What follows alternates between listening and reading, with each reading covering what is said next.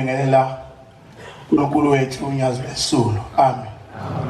Amakhosi abefundisi hamende yonke yabangcwele. Amen. Xolise umfundisi Mpongo. Suke ngahlabela ngibheke phansi. Xolise ba ukusukuma nawo.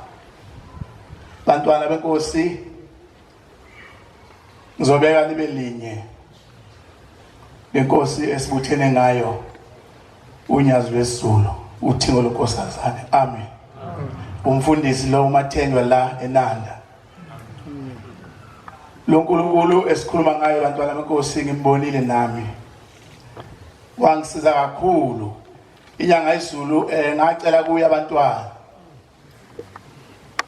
Nganginabo abantwana kodwa kwase kuthi ukuma nje. Ngase ngiya enyangeni yezulu sentabeni eDlangazi. Baba ngicela abantwana unkosikazi uqala lomdala kumile nje. Yangithethisa kabi inkosi yamana ngathi hawu wemfana uthi angisuke lapha mina ngiye kumkakho lekhaya. Uzocela ke abantwana awusenzele ngani wena. Ase ngithula ngiphinda ngabuyela enkosini kokucela into yokuthiwa ingane nje. Wathi uma inkosi yamana ukuthi sishintshe ibhasi ngathi lozonsuku unyanga izulu sizoshintsha ibhanje. Luqala uthingo lohlezi la njengoba efakaza umfundisi la usagqoka ingubo lemhlophe nami ikhona intombi yami la indodakazi yokuqala engayithola lapho inomsukulu manje nengane esingibiza ngomkhulu engayithola uthungu lenkosazana ayibonga inkosi. Ngathi mangifika la uthungu lenkosazana lwangibuza lwathi wathini ubaba kuwe. Ngathi makithi ngiyabika nje ngifaka umnikelo ukhona unkosikazi omdala lapho uyayiswa sasinaye eguqe ngale kulayeni omama. Ngathi ngithi ngiyifaka umnikelo ngapha kwaku5 wephepha. Wathini ubaba kuwe. Mase ngithi wathi akusuke lapha ngesiphuphuko. Wasehleka wasethi nikela lapha ngasi baba ngicela ingane. Wasethule esithi isikhathi. Wasethi landani intambo. Sayilanda intambo ngale nonkosikazi kwelisango. Sabuya nayo. Samnika ubaba wazwaqeda ukunikelisa siguqe njenga lapha ngikhuluma ngothingo lonkosazana manaza. Esithi isikhathi siguqile. Kwathi mase kusukunya kwakhona umkhumbuza ubaba ukuthi laba ababili lensizwa noma kodwa abalindi intambo bathi iphi.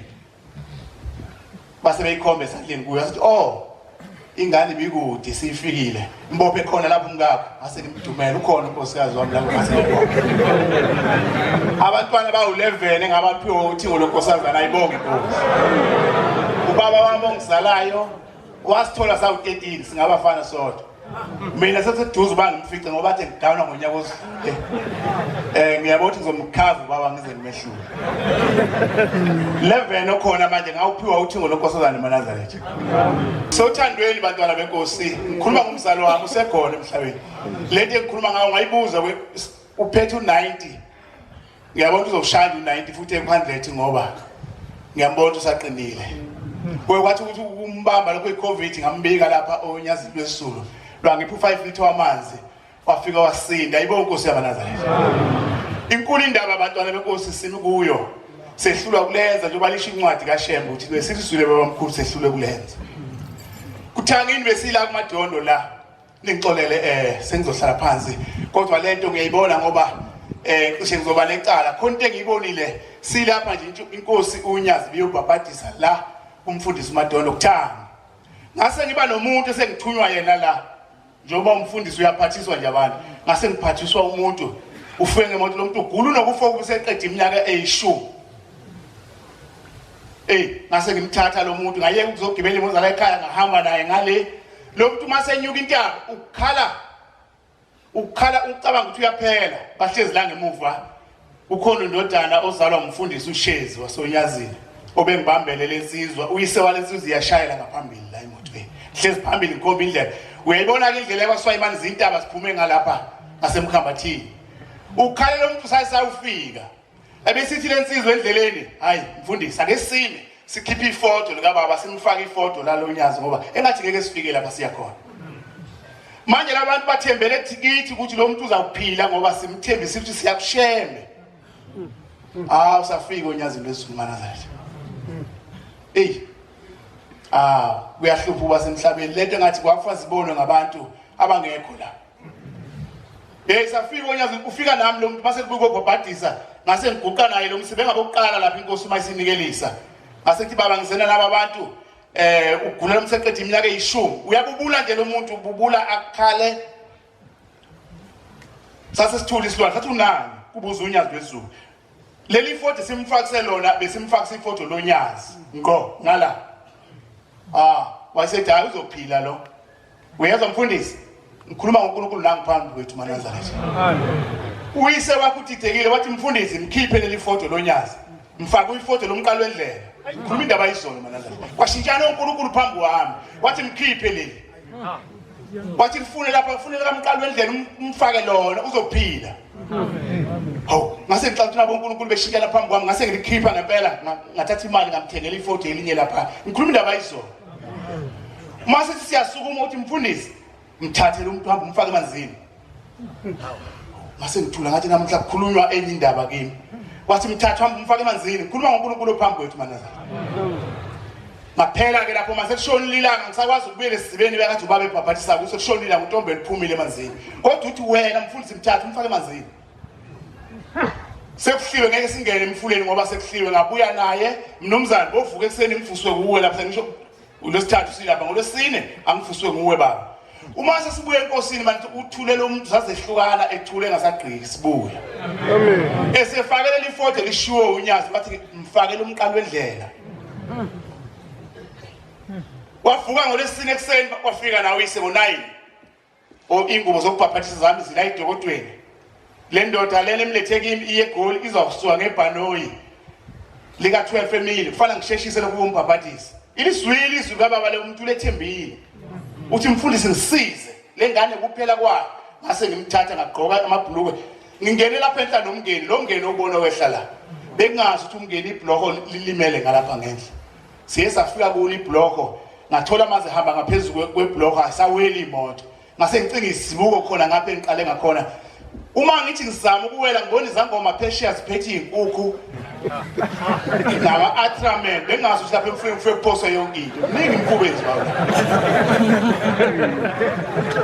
banqunu lapha ngaphesheya bese ngithi lo mfana asiweleni nathi cishe lingcono isibuko ngale ngaphesheya libi ngapha nezimoto zimngapha bazokhumula kanjani uma sisiyawela sihlangana nenkomo nangu umfana eqhube inkomo ngaphesheya kusho uNkulunkulu othi angomfaka emanzini sihlangana nenkomo iwela straight lenkomo la kwakuyibleach khona ayiyi ngapha ngoba isiwa sihlangana bese ngithi bese kuqhamuka esibili futhi ngaphesheya emhlophe inezimpondo ngithi nayi asingaweli lapha izosidudula le yankomo asibuyele emva bese ngicingisa ibuka yashesha amazi lapha phakathi nendawo angcono lapha eqaleni ngithi ngithi mbambe wena mfana ngoba unesifo sokuplinga ngase sivuka angiphunyuka mana ngezathi ngiqhumisa ubhoko kabili lapha ngifuna ukumfaka lo muntu ivela isuke le yankomo ngaphesheya Nkosi yamakhosi umngene yona emfuleni ihambe nomfula kuphele lapho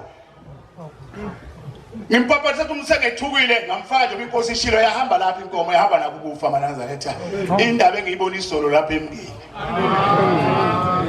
mase ngithi ngiyabuza bathi abantu bathi laba oyise bakhe yasinda ingane yethu namhla uhambile ukufa bekuhlupha lengane iminyaka eyishumi ngizofakaza nyazi wezulu ukuthi ubungithume khona baba ngikwenzile uhamba inkomo emfuleni yahamba nomfula kasiwe la namhla lokho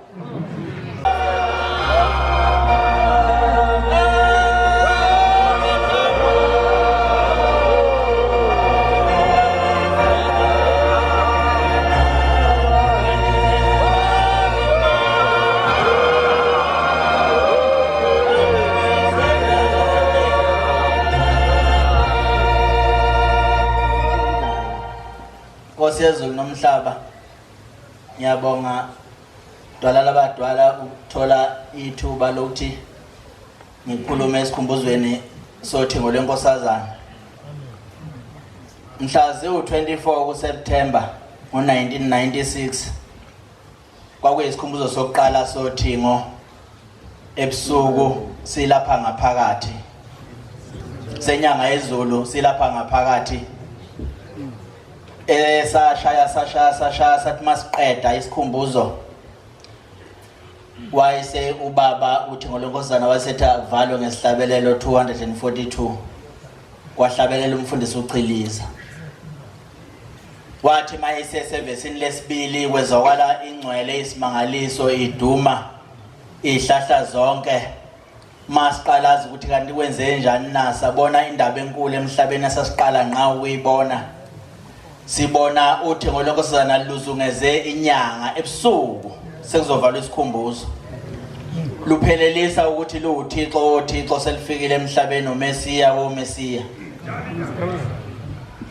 Ngedlule lapho kuleyo ndaba leyo ngoba ngiyashesha isikhathi sincane ngiye lapha ngelinye ilanga khona abafana abanjengalaba abangaphambi kwami abaphatha imishini eshuthayo babe vamisa ukuyishutha inkosi noma isithi asibheke enkosini bayevula imishini bona bangacimezi. Khona ke umfana ke wayeqine kakhulu wayebizwa ngokuthiwa uma eshutha inkosi ithi asibheke enkosini inkosi ithandaza.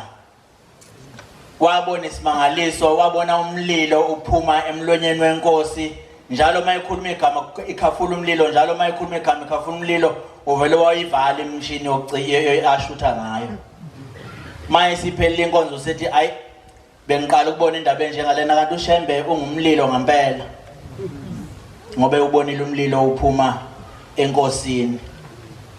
Ngedlule ngishaya yokugcina indaba ngisha nje ngiyayisheshisa. Ngelinye ilanga inkosi yamakhosi uthi ngolonkosazana luhambile lwayeThekwini lapha eHome Affairs luyoshaya ke ipassport.